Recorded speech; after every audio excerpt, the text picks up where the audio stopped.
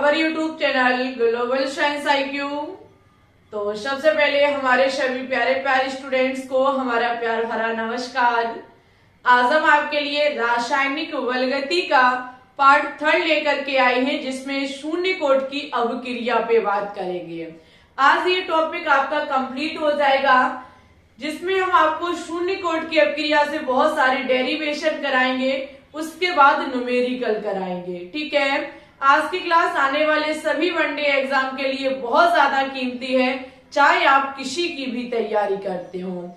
एक बार क्लास को दोस्तों के साथ शेयर कर देंगे और क्लास में जुड़ जाएंगे, कॉपी पेन को उठा लेंगे और हेडिंग लगाएंगे शून्य कोट की अवक्रिया, यानी कि जीरो ऑर्डर रिएक्शन। लगाइए हेडिंग शून्य कोट की अवक्रिया।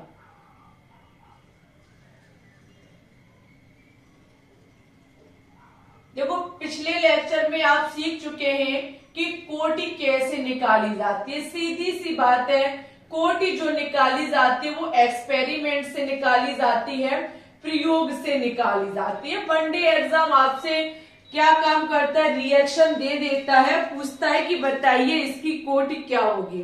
तो वहां समझना एक नामुमकिन सा काम है, क्योंकि ऑर्डर, कोटि का मतलब होता है ऑर्डर। जब हम किसी का ऑर्डर निकालने के लिए जाते हैं तो वहां हमें एक्सपेरिमेंट, बहुत ज्यादा जब अनुभव हो जाता है तब जाके हम समझ पाते हैं कि हाँ, इस अवक्रिया की कोटि इतनी होगी।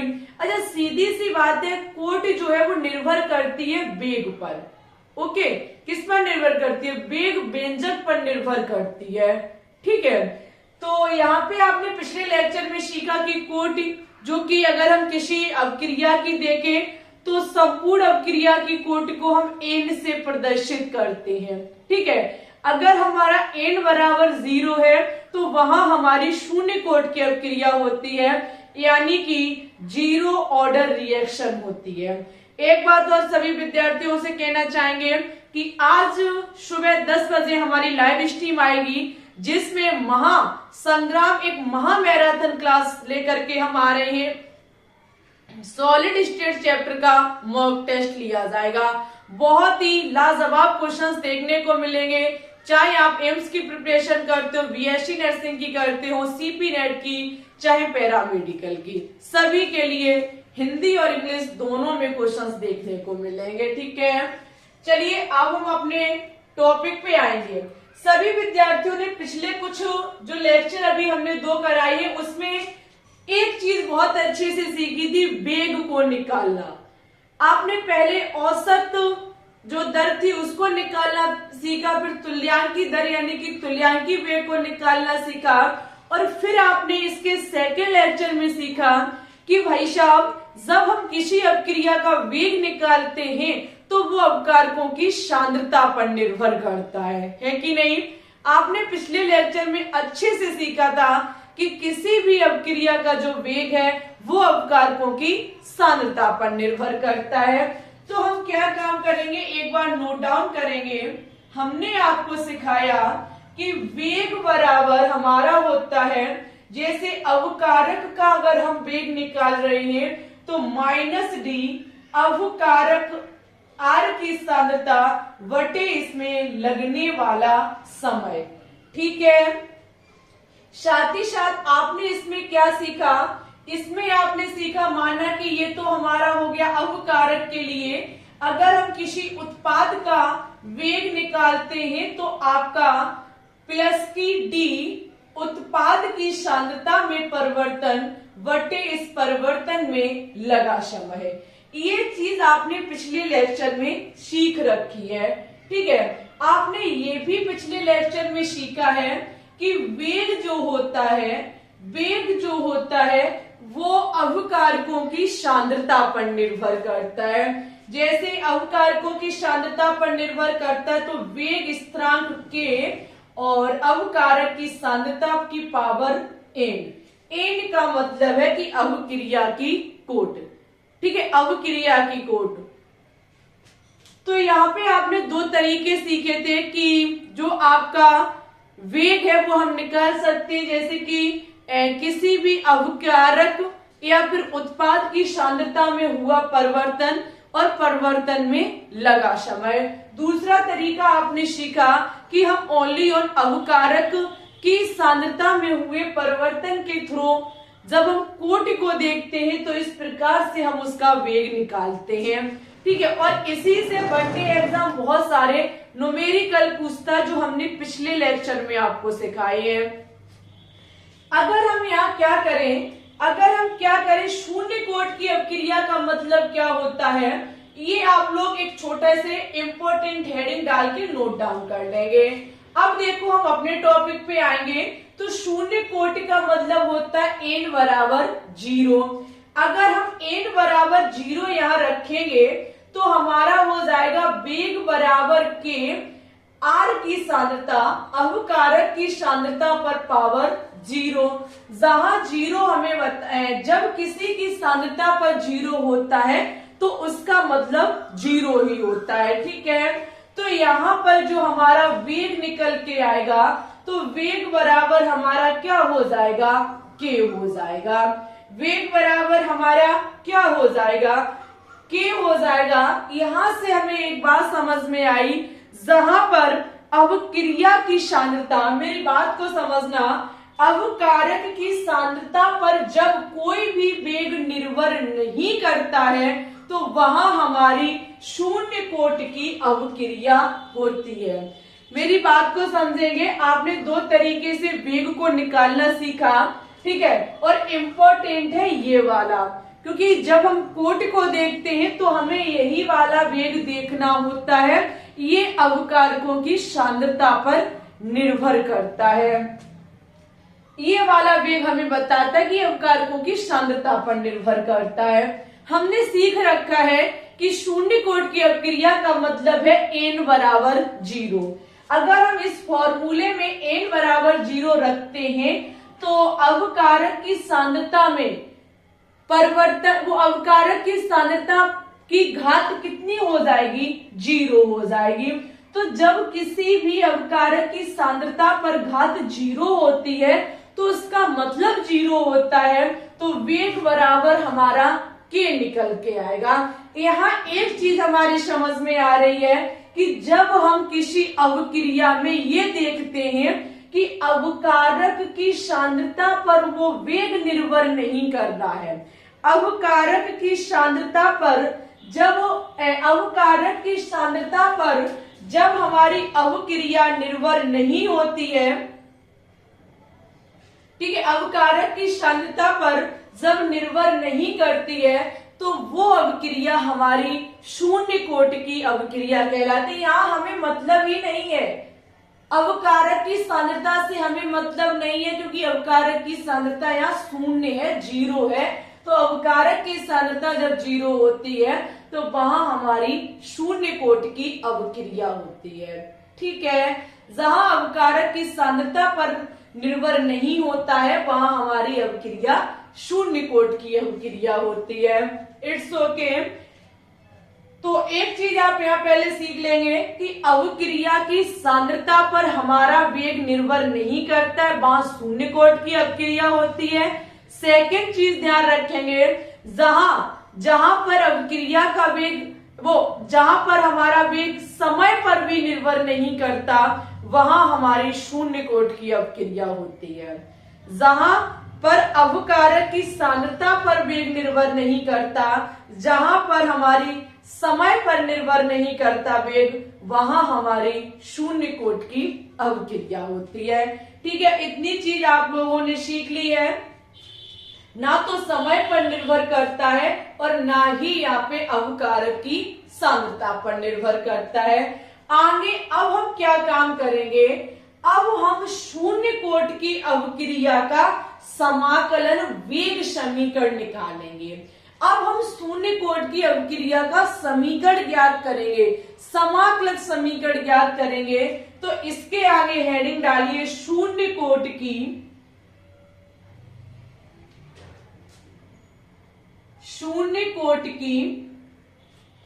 अवक्रिया के लिए समाकलित वेग समीकरण। शून्य कोटि की अवक्रिया के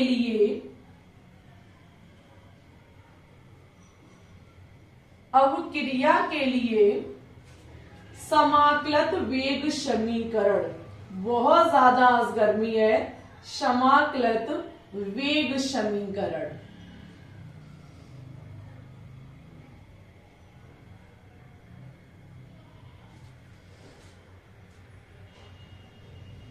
ठीक है, यहाँ हम जब निकालेंगे तो अभी आपने एक चीज सीख रखी है, यहाँ आपने अभी सीखा कि हम दो तरीके से वेग निकाल सकते हैं, दो तरीके से वेग निकाल सकते हैं। हम क्या काम करेंगे, दोनों वेगों को, जो दोनों वेग निकालने का तरीका है, इसको एक दूसरे के बराबर पे रख देंगे, क्योंकि वेग हम इसके थ्रू भी निकाल सकते हैं और वेग हम ऐसे भी निकाल सकते हैं। हम कह सकते हैं ये चीजें एक दूसरे के बराबर है। ठीक है, तो हम क्या काम करेंगे, हमारा पहला वेग निकालने का तरीका है, पहला वेग निकालने का तरीका हम अवकारक से ही लेंगे। यहाँ भी अवकारक की सांद्रता है तो हम यहाँ भी अवकारक पक्ष ही लेंगे। ठीक है, तो वेग बराबर माइनस डी आर की सांद्रता, आर की सांद्रता में हुआ परिवर्तन वटे परिवर्तन में लगा समय। ठीक है,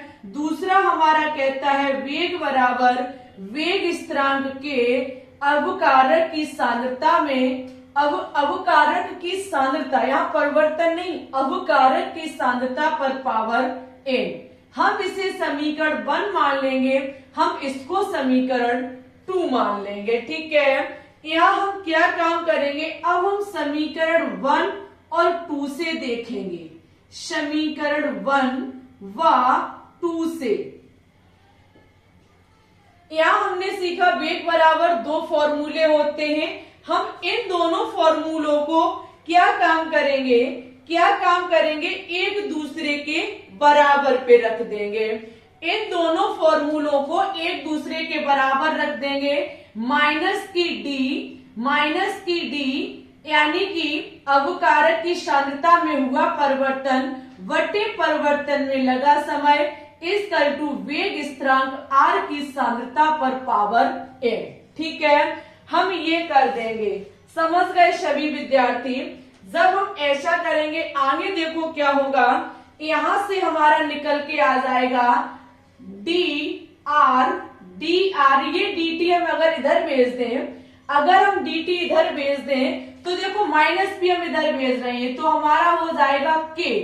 r पर यहाँ हम क्या काम कर दें, n बराबर 0 कर दें, क्योंकि शून्य कोट की अपक्रिया को हम देख रहे हैं। जब हम शून्य कोट की अपक्रिया को देख रहे हैं तो हमारा n बराबर यहाँ 0 हो जाएगा, तो ये फिर पूरा मान कैसा हो जाएगा, 0 हो जाएगा। इधर ये हमारा d2 क्या काम करेगा, जाके मल्टीप्लाई करेगा जाकर के। ये अभी आप इतना सीख लें। ठीक है, अब देखो अभी आगे हम इसमें क्या करेंगे।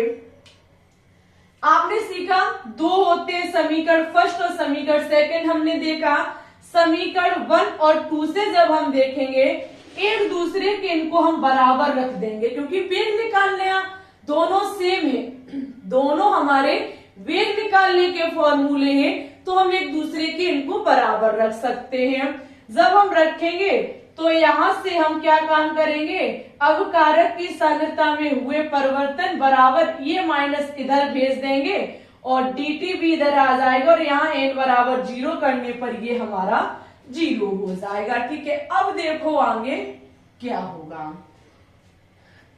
अच्छा, यहाँ पर अगर हम t बराबर 0 लें, अगर हम t बराबर 0 लें तो t बराबर 0 का मतलब है कि ये हमारी प्रारंभिक स्थिति है, ये हमारा प्रारंभिक समय है जब अपक्रिया शुरुआत होने वाली है। जब हमारी t बराबर 0 है तो उस टाइम अवकारक की सांद्रता माना कि हमारी r0 है। एनसीईआरटी बुक कहती है, हमारे बड़े बड़े वैज्ञानिक ने ये सिद्ध किया है कि t बराबर 0 लेने पर प्रारंभिक समय अगर हमारा 0 है तो उस टाइम अवकारक की सांद्रता में जो परिवर्तन होगा वो r0 होगा, और जैसे जैसे हम समय बढ़ाएंगे अवकारक की सांद्रता में और परिवर्तन होगा। तो उन्होंने का माना कि हमने समय को बढ़ा करके t कर दिया, तो यहां पर अवकारक की सांद्रता में जो परिवर्तन हुआ वो हमारा RT है। आपने फर्स्ट लेक्चर में सीखा था कि जब हम समय 0 ले रहे थे तो वहां अवकारक 20 के 20 थे, उत्पाद नहीं बना था, वहां कोई परिवर्तन नहीं हुआ था। इसी प्रकार से जब हम प्रारंभ में देखते हैं t बराबर 0, समय हमारा शुरुआत का है, प्रारंभ स्टार्टिंग वाला जो समय 0 है, उस टाइम अवक्रिया की सांद्रता, अवक्रिया में अवकारक की सांद्रता हमारी R0 है। जैसे जैसे हमने समय बढ़ाया, सपोज दैट हमने समय को बढ़ा करके t कर दिया, तो उस टाइम अवकारक की सांद्रता में जो परिवर्तन होगा वो हमारा RT होगा। ठीक है, वो हमारा RT होगा। यहां आप लिख सकते हैं RT का मतलब है अवकारक की सांद्रता में, अवकारक की सांद्रता में t समय में हुआ परिवर्तन। ठीक है, t समय में हुआ परिवर्तन। अब हम देखो क्या काम करेंगे, इसे मान लेंगे समीकरण 3। फर्स्ट सेकंड, अब समीकरण 3 बन गया। समीकरण 3 को हम करेंगे समाकलन, समीकरण 3 का हम करेंगे समाकलन। समीकरण 3 का समाकलन करने पर, समाकलन करने पर एक चीज हमेशा ध्यान रखना, जब हम किसी का समाकलन करते हैं तो उचित सीमाओं पर करते हैं, अब एक फिक्स लिमिट पर करते हैं। ठीक है, वहां लिमिट हमारी होती है। तो चलो भाई, हम समीकरण 3 का समाकलन करेंगे। समीकरण 3 हमारा है dr equal to minus k into dt। समाकलन हम जब करेंगे तो समाकलन का निशान लगाएंगे। ठीक है, ये चिन्ह होता है समाकलन करने का। अच्छा, समाकलन एक उचित सीमा पर होता है, समाकलन एक उचित सीमा पर होता है। हम समाकलन करेंगे किसका, d के साथ जो होता है हम हमेशा उसी का समाकलन करते हैं। d के साथ जो होता है हम उसी का समाकलन करते हैं। d के साथ यहाँ पर अवकारक की सांद्रता है, तो अवकारक की सांद्रता का समाकलन करने के लिए मुझे एक उचित सीमा चाहिए। तो ये सीमा है क्या, अवकारक की सांद्रता में जो परिवर्तन हो रहा है वो R0 से RT तक हो रहा है। कहां से हो रहा है, R0 से RT तक हो रहा है, यानी कि R0 से RT तक होगा। ठीक है, इसी प्रकार से यहाँ dt का किसका समाकलन होगा, dt का समाकलन होगा। तो इसके लिए उचित सीमा है कि यहाँ पर समय में परिवर्तन 0 से t तक हो रहा है। किससे कहां तक हो रहा है, 0 से t तक हो रहा है। ठीक है, यहाँ पे देखो जिसका हम समाकलन करते, जैसे कि यहाँ अगर dx होता, dx होता तो x माना जाता, dy होता तो y, dz होता तो z। इसी प्रकार से dr का जो यहाँ समाकलन होगा वो क्या निकल के आएगा, r निकल के आएगा। क्या निकल के आएगा, r निकल के आएगा। और यहाँ पर जो समाकलन है वो कहां से कहां तक है, R0 से RT तक, R0 से RT तक। ठीक है, बराबर लगाएंगे। यहाँ पे समाकलन k का नहीं होगा, dt का होगा, तो माइनस k हमारा बाहर आ जाएगा।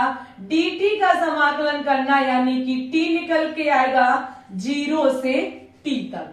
हमें क्या काम करना, हमें क्या काम करना होता है कि अपर लिमिट से लोअर लिमिट को माइनस करना होता है।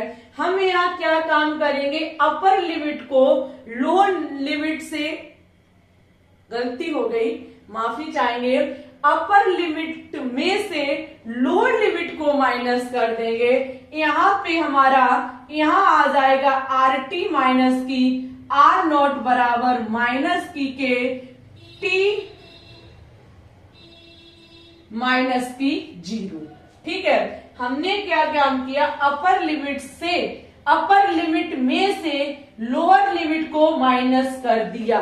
ठीक है, अब देखो आगे हमारा क्या होगा, आगे हमारा निकलेगा RT माइनस R0 बराबर ये हमारा हो जाएगा माइनस की KT। क्या हो जाएगा, माइनस की KT। ठीक है, यहां से हम क्या काम करेंगे, R0 को R0 को उधर भेजेंगे। जब हम R0 को उधर भेजेंगे तो ये इधर आके क्या करेगा, प्लस करेगा। क्या करेगा, प्लस करेगा। और यही है हमारे शून्य कोटि अभिक्रिया का फॉर्मूला। यही है हमारे शून्य कोटि अभिक्रिया का फॉर्मूला। यहां से भाई साहब वनडे एग्जाम भरपूर तरीके से न्यूमेरिकल पूछा। ये सिद्ध नहीं कराएगा आपसे, हमने आपको सिद्ध करके दिखा दिया। एक बार पहले हम कैमरा को चेक करते हैं।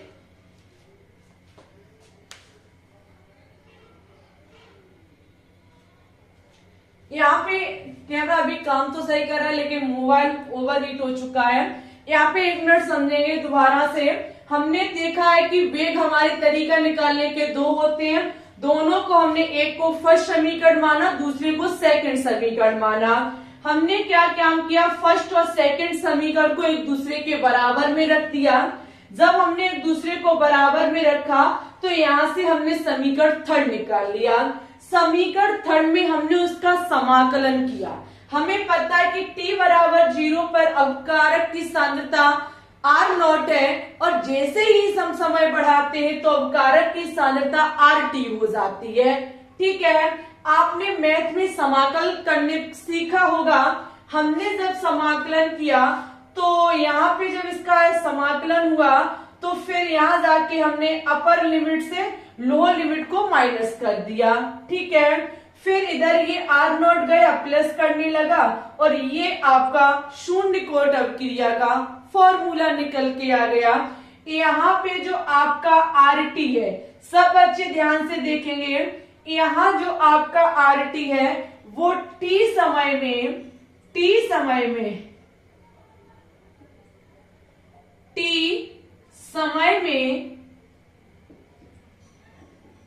अवकारक की सांद्रता है। अवकारक की सांद्रता है। यहाँ पर जो t समय पर अवकारक की सांद्रता आ रही है वही आपका RT है। ठीक है, अगर हम यहाँ k की बात करें तो k आपका वेग स्थिरांक है। k क्या है हमारा, k हमारा वेग स्थिरांक है। नोट डाउन कर लीजिए, k हमारा वेग स्थिरांक है। और R0 जो है, R0 क्या है, प्रारंभिक सांद्रता है हमारी। R0 जो है वो हमारी प्रारंभिक सांद्रता है। R0 हमारी प्रारंभिक सांद्रता है। और अगर हम T की बात करें तो T वो है जिसमें सांद्रता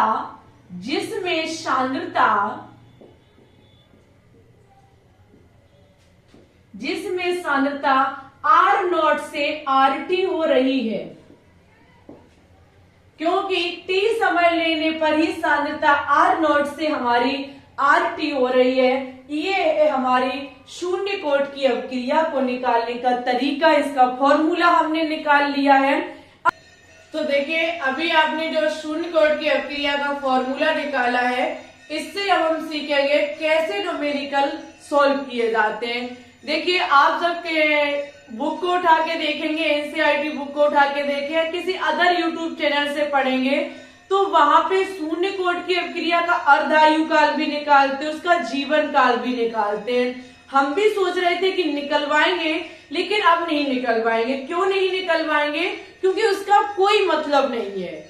तो हम ऐसा चाहते हैं कि जो चीज महत्वपूर्ण है बस उतना ही पढ़ा दिया जाए, क्योंकि उसका जब भी हम शून्य कोट की अवक्रिया से वनडे एग्जाम क्वेश्चंस करेगा तो हमें यही शून्य कोट की जो अभी हमने डेरिवेशन सॉल्व कराया, यही वाला फॉर्मूला आपको हर जगह यूज करना पड़ेगा।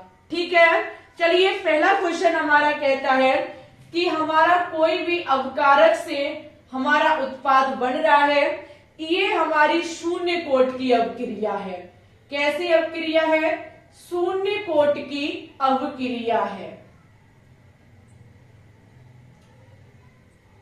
ठीक है, शून्य कोट की अवक्रिया है। क्वेश्चन आगे कहता है कि R बराबर P, यानी कि अवकारक से उत्पाद को बनने में 50% पूर्ण होने में 4 मिनट लगते हैं, यानी कि 4 मिनट लगते हैं। कितने मिनट लगते हैं? 4 मिनट लगते हैं। ठीक है, 4 मिनट लगते हैं। और 75% पूर्ण होने में कितना समय लगेगा?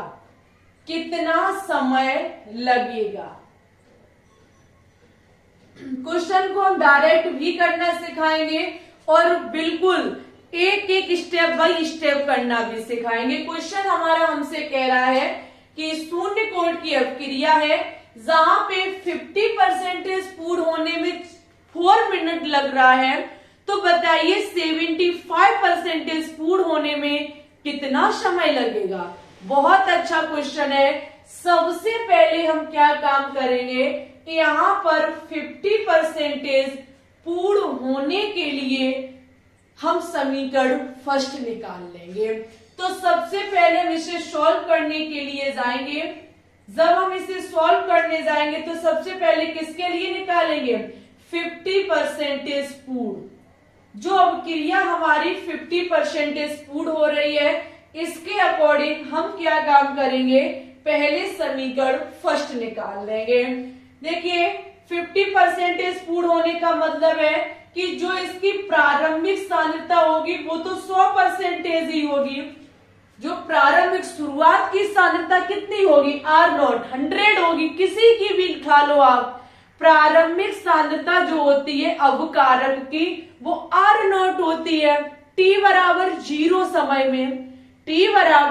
समय में जो प्रारंभिक सांद्रता होती है वो तो 100 होगी आपकी, क्योंकि उस टाइम उत्पाद बनता ही नहीं, कोई परिवर्तन ही नहीं होता है। ठीक है, क्वेश्चन कहता है कि RT का मतलब है कि t समय में, हमने अभी आपको पीछे लिखाया कि RT का जो मतलब है वो है आपका, यहाँ पे हमने लिखाया RT का मतलब है कि समय पर अवकारक की सांद्रता, वो भी कैसी सांद्रता?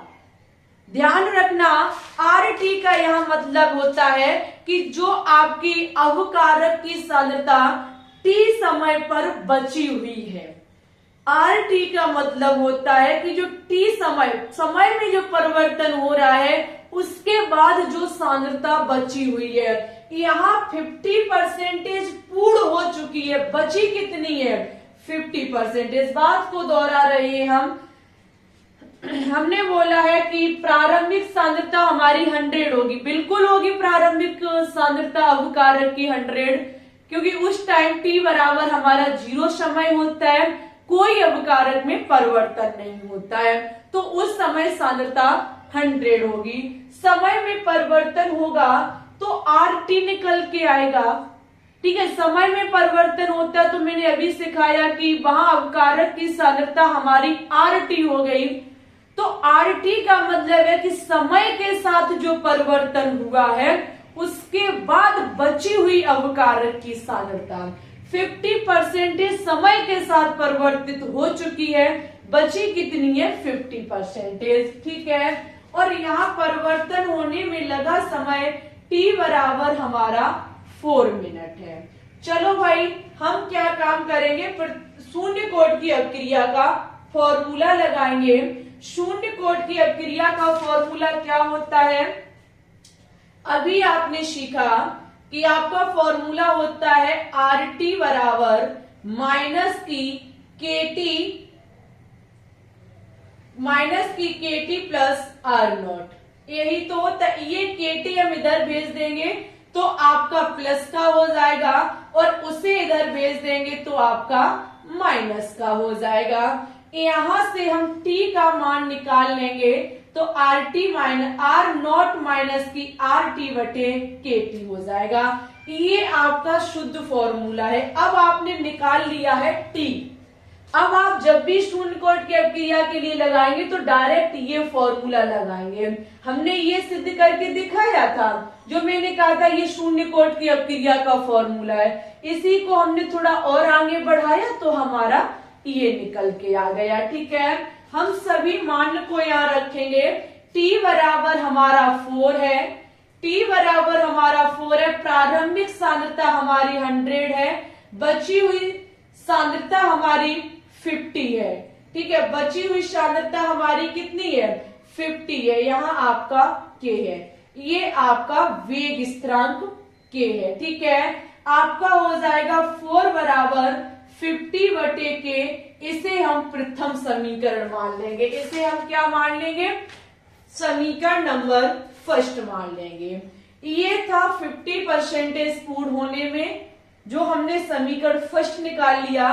अब हम क्या काम करेंगे, देखेंगे 75% पूर्ण होने में कितना समय लगेगा। 75% पूर्ण होने में सीधी सी बात है, प्रारंभिक सांद्रता क्या होगी? 100 होगी।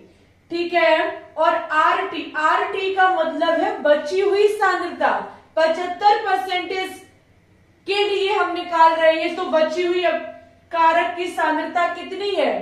25% है। इसका समय हमें ज्ञात करना है कि 75% पूर्ण होने में कितना समय लगेगा। फॉर्मूला हो जाएगा t बराबर R0 माइनस की RT बटे आपका k। ठीक है, यहां हम t हमें ज्ञात करनी है। R0 100 है, 25 RT है, वटे में आपका k हो जाएगा। t बराबर हमारा निकल के कितना आएगा? यहाँ 75/k, यही तो निकल के आएगा 75/k। ये हमारा समीकरण दूसरा है। अब हम क्या काम करेंगे, समीकरण 2 में समीकरण 1 का भाग करेंगे, समीकरण 1 का भाग देंगे। ठीक है, भाग देंगे तो कैसे भाग देंगे? अब देखिए, ये आपका समीकरण 2 को लिखेंगे t बराबर 75/k, और समीकरण फर्स्ट का इसमें भाग देंगे तो इसका बटे 4 और इसके बटे आपका क्या हो जाएगा? 50/k। ठीक है, ये इससे कट जाएगा, आपका हो जाएगा t/4 75/50। क्या हो जाएगा? 75/50। इसे चलो कट करेंगे, ये कटेगा 25 के टेबल से 2 बार, ये कटेगा 3 बार। इस 2 से हम 4 को काटेंगे तो t/2 = 3, यानी कि t बराबर आपका 6 मिनट निकल के आ जाएगा।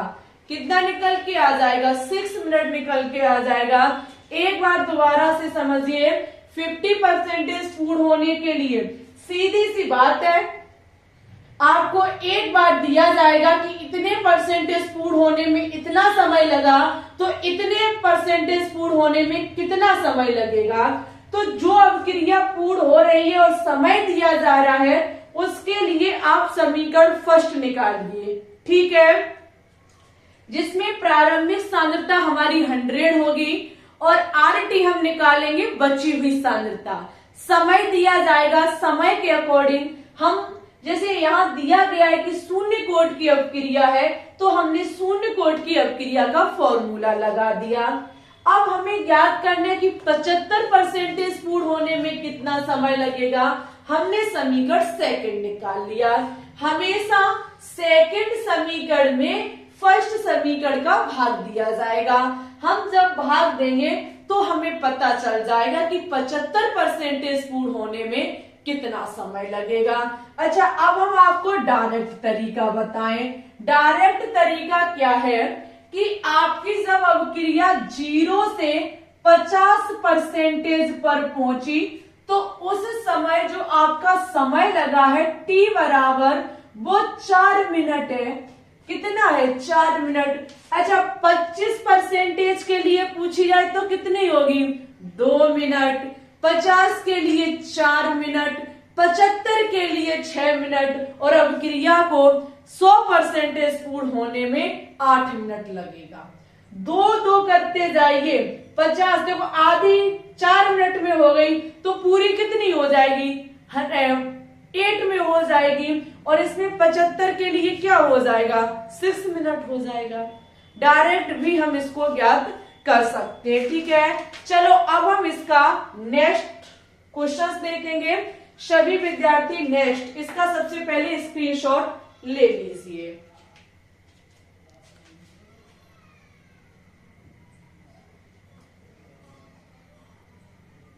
चलो नेक्स्ट क्वेश्चन को देखेंगे। Question number 2।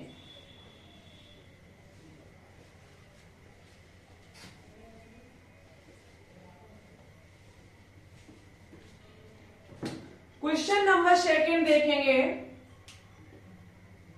क्वेश्चन 2 कहता है कि आर से आपका कोई पी उत्पाद बन रहा है और शून्य कोट की अवक्रिया है। कौन सी अवक्रिया है, शून्य कोट की अवक्रिया है। ठीक है, इसका आपको शून्य कोट की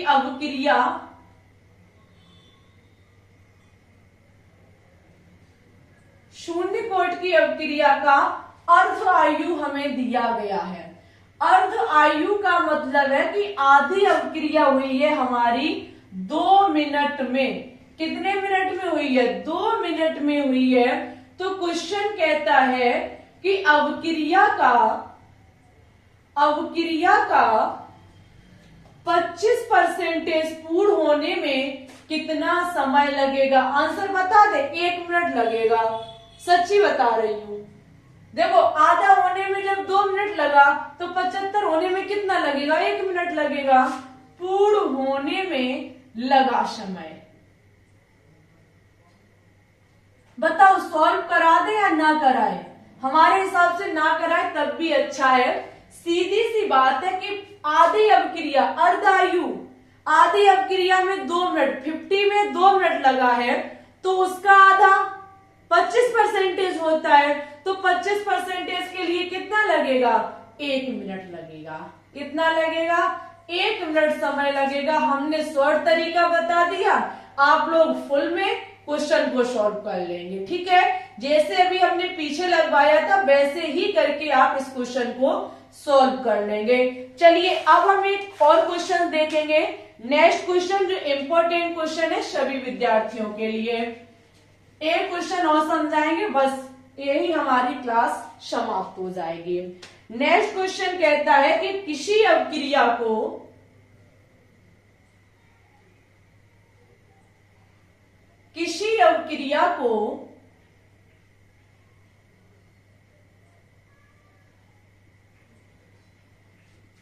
20% पूर्ण होने में 20% पूर्ण होने में समय 40 मिनट लगता है। समय 40 मिनट लगते हैं। बहुत अच्छी बात है, समय 40 मिनट लग रहा है। ठीक है, तथा 40% पूर्ण होने में 40% पूर्ण होने में सीधी सी बात है कि 80 मिनट लगेंगे। कितने मिनट लगेंगे, 80 मिनट लगेंगे। तो क्वेश्चन कहता है कि अवक्रिया की कोटि बताइए। अब यहां आपसे अवक्रिया की कोटि पूछी गई है। अवक्रिया की कोटि ज्ञात कीजिए।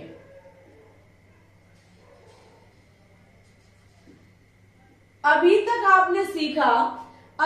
आपने एक चीज सीखी कि हमें एक समय दिया जा रहा था, दूसरा समय पूछा जा रहा था, और अब की बार अवक्रिया में अगर 20% पूर्ण होने में 40 मिनट लग रहे, 40% पूर्ण होने में 80 मिनट लग रहे, तो अवक्रिया की कोटि ज्ञात करिए। यानी कि आपको एन पूछा गया है।